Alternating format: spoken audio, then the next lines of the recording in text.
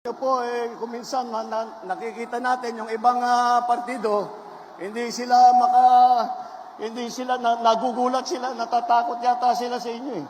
Dahil pagka nakita ang line-up ng alyansa, kung ano-ano na sinasabi, narinig lang natin ng isang araw. Walang daw pag-asa, siguro, kanina wala silang pag-asa, kaya papatay na lang sila ng 15 na senador. Ay, talaga, bagay.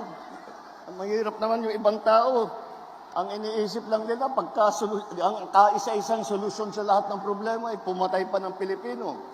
Nakakapagtaka kung bakit ganun. Ngunit, maintindihan mo rin. Dahil kung ako nga ay nasa kabilang partido, at itong mga ito, ang kaharap natin, ay bako, mahihirap sasabihin ko, mahirap na kampanya ito. Dahil mabigat ang kalaman. Patayin natin yung mga senador ngayon para mabakante.